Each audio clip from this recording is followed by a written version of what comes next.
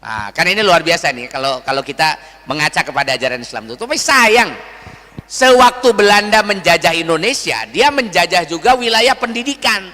Banyak anak-anak muda Muslim yang jauh dari pendidikan Islam, dekat dengan pendidikan produknya Belanda, sekolah di sekolah Belanda, bahkan mereka menjadi sarjana-sarjana dari Belanda, gitu ya, mereka belajar dari Belanda dan sebagainya, dan tidak kenal dengan agamanya. Karena tidak kenal dengan Islam sebagai agamanya, yang dia tahu dari Islam itu cuma tradisi di kampungnya. Dulu di kampungnya suka sholat di masjid, dia sholat. Dulu di kampungnya suka kalau Ramadan puasa, dia puasa. Tapi karena dia bertetangga dengan yang puasanya cuma hari pertama dan kedua saja, dia menyangka bahwa puasa Ramadan itu hari pertama dan hari kedua saja. Hari ketiganya bebas lagi kan itu ya. Karena dianggap sebagai tradisi. Orang kalau berlebaran habis bulan Ramadan, ramai sekali di kampung. Umpamanya kan gitu ya, saling berkunjung dan sebagainya. Dia tahunya itu sebagai tradisi saja. Bukan sebagai bagian dari agama itu. Jadi dia nggak ngerti itu agama apa. Yang tahu itu agama hanya sekedar tradisi, kebiasaan. Nah, ini yang menyebabkan kenapa nanti di BPUPK, di antara yang mengusulkan tentang dasar negara itu ada juga yang mengusulkan supaya jangan agama. Kenapa jangan agama? Karena dalam pelajaran mereka di Eropa, ini rata-rata sarjana dari Eropa, mereka diajari sejarah hubungan antara agama dengan negara. Itu di mana? Di Eropa. Bagaimana hubungannya? Hubungannya tidak harmonis. Di Eropa itu waktu zaman reformasi itu abad ke-15, abad ke-16, itu negara-negara semuanya beragama. Yang namanya kerajaan itu ada agamanya. Seperti Konstantinopel ya, sebelum dihancurkan oleh Muhammad Al-Fatih, dia menganut ajaran Kristen Ortodok Yunani, yang nanti setelah hancur pindah ke Rusia pusatnya. Jadi ini Kristen Ortodok Yunani. Dia bermusuhan dengan mana? Dengan kerajaan yang ada di barat. Itu kan kalau Konstantinopel kan ada di timur, di Istanbul ya, Eropa Timur. Di barat itu dulu adalah bekas-bekas kerajaan Romawi Barat yang mereka memiliki kepercayaan agama Kristen Roma. Jadi kalau ini Kristennya Ortodok Yunani, ini Kristen Roma yang pusatnya ada di Roma, Vatikan sekarang ini.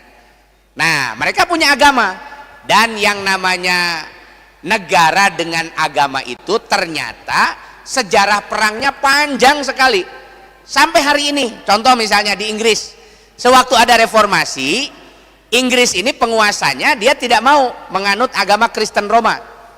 Nah, dia menganut satu ajaran sampai sekarang namanya Anglikanisme. Itu termasuk gereja reformer. Jadi gereja reformasi di Inggris. Ada di bawah kerajaan Inggris ini. Inggris itu kan disebut Great Britain ya. Jadi kerajaan yang terdiri dari beberapa kerajaan. Ada kerajaan namanya British. Nah, ini British ini yang Anglikan, tapi dia wilayahnya paling luas.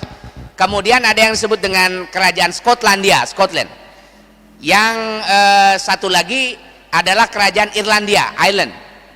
Ada Irlandia, Skotlandia, ada Britania. Nah, disebut itu sebagai ada England, Inggris. Nah, itu disebut sebagai Great Britain, Inggris Raya. Nah, pada masa lalu itu kerajaan Irlandia dan kerajaan England itu tidak pernah berhenti berperang, bahkan sampai sekarang. Jadi Irlandia itu yang Katolik ya, ini Irlandia kan Katolik. Itu selesai perangnya itu setelah Inggris dinyatakan sebagai negara sekuler, sudah tidak lagi menjadikan agama sebagai dasar negara. Nah, makanya ada semacam ketakutan kalau seandainya agama dijadikan sebagai dasar negara, nanti takut terjadi perperangan seperti yang terjadi di Eropa sebelum nanti Eropa mensekulerkan kerajaan-kerajaannya. Akhirnya usulan mereka, ya sudah, kita nggak usah pakai dasar apa-apa, nggak usah pakai dasar agama dan sebagainya, sudah dilepas saja gitu kan. Akhirnya di BPUPK itu terbelah dua, ada yang usulannya adalah agama, ada yang usulannya itu ya sudah pokoknya usulannya intinya itu adalah kemanusiaan saja. Jadi dasarnya kemaslahatan manusia. Nah, jadi di sidang akhirnya ini disidangkan ya. Di sidang tahap 1 pada 28 Mei sampai 1 Juni itu ada pembahasan namanya dasar negara. Sistem ekonomi, pemerintahan dan hukum belum dibahas. Nah, ini semuanya dibahas nanti dibahas pada bagian berikutnya. Nah, bagaimana ketika terjadi perdebatan ya tentang dasar-dasar negara itu. Dari tanggal 29 Mei, ini kan 29 itu 29, 30, 1 Juni. Itu kan berarti Januari, Maret, April, Mei 31 ya. 29, 30, 31, 1 Juni. Itu sampai 4 hari. Perdebatan tentang apa dasar dari negara kita ini. Wah, itu perdebatannya seru. Yang mengusulkan agama, yang mengusulkan kemanusiaan, yang mengusulkan jangan pakai agama dan sebagainya, itu terjadi sangat sangat sengit, luar biasa itu. Nah, kemudian ya dari perdebatan itu didengarkanlah oleh Soekarno waktu itu. Jadi Soekarno ini adalah kalau ketuanya ini Rajiman ya, Weddiodiningrat. Nanti Soekarno ini salah satu anggota di BPPK, tapi dia orang yang sangat terkenal. Jadi dia orator, penulis juga gitu ya. Nah, lalu Soekarno ini dia meminta waktu untuk menyampaikan pidatonya pada tanggal 1 Juni itu. Nah, pidato Soekarno inilah yang nanti dipandang sebagai tonggak lahirnya Pancasila. Itu. Nah, ini. Jadi di pidatonya Soekarno 1 Juni itu, Soekarno mengatakan bahwa sebaiknya Indonesia ini harus dibuat satu dasar yang konkret. Jadi jangan diambangkan. Tapi dia tidak setuju juga dasarnya agama. Karena Soekarno ini memang pada dasarnya juga dia pendidikannya itu dari pendidikan Belanda yang sekuler. Gitu. Nah, makanya ketika Soekarno dia karena ingin supaya Indonesia ini jadi merdeka, supaya semua faksi-faksi yang ada di Indonesia ini bersatu ya, akhirnya beliau menawarkan satu formula yang disebut dengan Pancasila. Itu jadi nama Pancasila itu ditawarkan oleh Soekarno. Cuma waktu itu Pancasila itu masih belum Pancasila seperti sekarang. Soekarno itu mengusulkan dasar dari Pancasila itu internasionalisme, kemudian kemanusiaan, kemudian persatuan, kemudian musyawarah, dan terakhir itu adalah ketuhanan. Itu yang diusulkan Soekarno sebagai Pancasila. Jadi sebetulnya tanggal 1 Juni yang disebut hari lahir Pancasila itu yang lahir baru namanya saja. Jadi nama Pancasila diusulkan oleh Soekarno pada tanggal 1 Juni tahun 1945. Isinya apa Pancasila itu? Internasionalisme, kemanusiaan, persatuan, musyawarah, ketuhanan. Gitu. Nah, di situ kan ada ada urutan dan bahkan isi ya yang beda dengan Pancasila sekarang ini. Jadi kalau ditanyakan apakah Pancasila yang sekarang bunyinya ketuhanan yang Maha Esa dan seterusnya lahir pada tanggal 1 Juni itu tidak.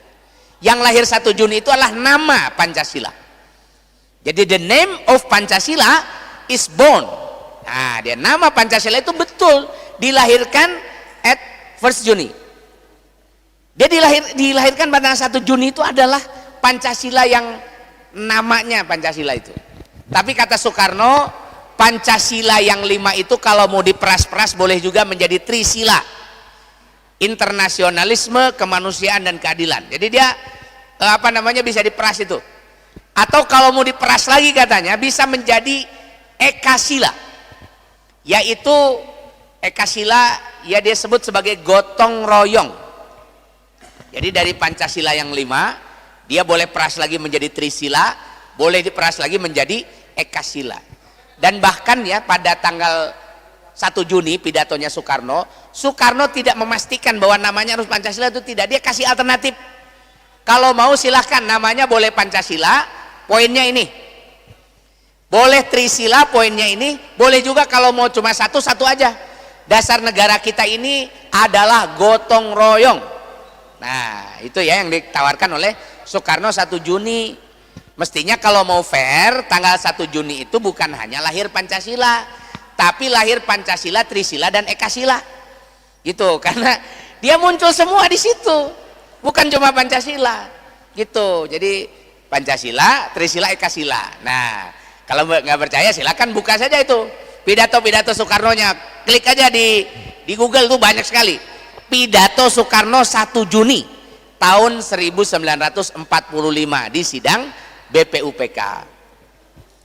Bahwa kemudian pidato Soekarno ini mendapatkan perhatian, iya. Karena setelah itu ya, sidang kemudian menetapkan bahwa harus dibuat tim khusus untuk merumuskan satu dasar negara. Gitu. Jadi dia tidak boleh hanya hanya menjadi wacana-wacana saja tanpa ada satu bentuk yang konkret. Maka akhirnya dibuatlah yang disebut dengan tim 8. Tapi kemudian diubah lagi menjadi tim 9. Ini tim khusus, ketuanya Soekarno. Nah ini ya, ketuanya Soekarno ini. Jadi Soekarno pidato 1 Juni menawarkan nama Pancasila. Nama Pancasilanya memang dari Soekarno, harus diakui. Kemudian Trisila juga ditawarkan oleh Soekarno walaupun nggak pernah jadi alternatif. Kemudian Ekasila juga ditawarkan, tapi tidak pernah juga jadi alternatif. Gitu. Akhirnya tim 9 yang dipimpin oleh Soekarno, ini catat nih, pimpinannya Soekarno juga, menghasilkan kesepakatan yang disebut sebagai Piagam Jakarta tanggal 22 Juni. Nah ini isi Piagam Jakarta tuh begini. Jadi Piagam Jakarta ini dianggap sebagai satu dokumen yang sangat penting yang menjadi landasan bagi Konstitusi Indonesia, dan bahkan ini sudah disepakati akan dijadikan sebagai naskah yang akan dibacakan ketika Jepang menyampaikan atau memberikan kemerdekaannya kepada Indonesia. Jadi ini nanti akan dibaca. Apa itu?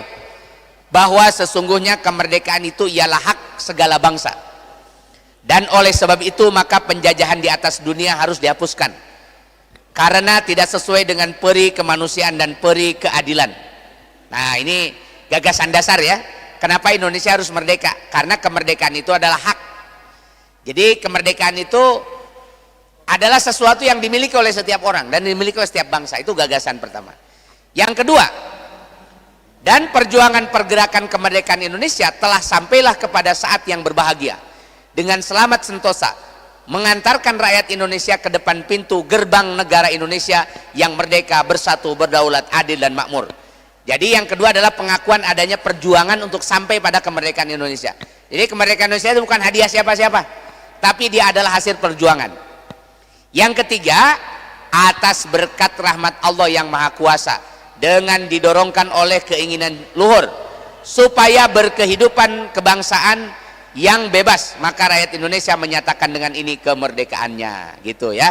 Ini belum sampai pada Pancasila, ini baru sampai gagasan-gagasan. Kemudian daripada itu, untuk membentuk suatu pemerintah negara Indonesia merdeka yang melindungi segenap bangsa Indonesia dan seluruh tumpah darah Indonesia, dan untuk memajukan kesejahteraan umum, mencerdaskan kehidupan bangsa, dan ikut melaksanakan ketertiban dunia yang berdasarkan kemerdekaan, perdamaian abadi dan keadilan sosial, maka disusunlah kemerdekaan Indonesia itu dalam suatu susunan negara Republik Indonesia yang berkedaulatan rakyat dengan berdasarkan kepada, nah ini yang disebut dengan dasar negara itu ya.